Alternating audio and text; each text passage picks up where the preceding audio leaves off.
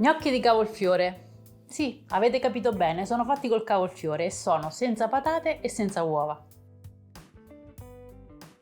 Questi sono 600 g di cavolfiori già puliti, crudi, e utilizzo un robot da cucina per tritarli.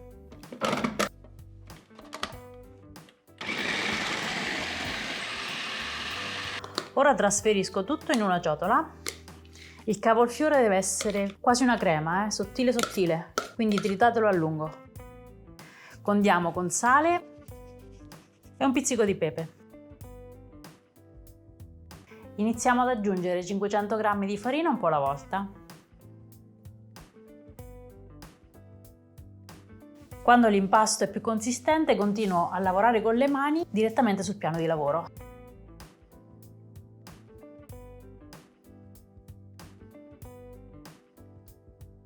L'impasto è pronto, deve essere bello sodo. E ora diamo forma agli gnocchi, quindi infariniamo per bene il piano. Con un mattarello stendiamo l'impasto dello spessore di 2-3 cm. Con un coltello tagliamo delle strisce,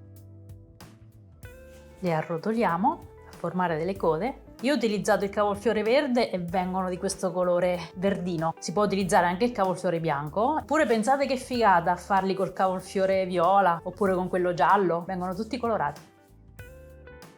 Io li ho lasciati così semplici, però si possono arricchire ad esempio con del formaggio grattugiato, tipo del pecorino oppure del grana, oppure anche con delle spezie, noce moscata, curcuma. Allora, i gnocchi sono pronti. Ora li lesso e li condisco con il solito burro e salvia.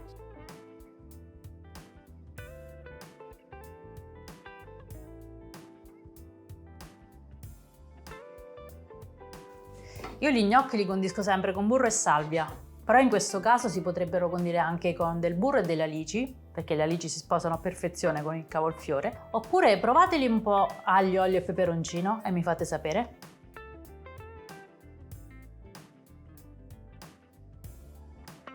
Assaggiamo.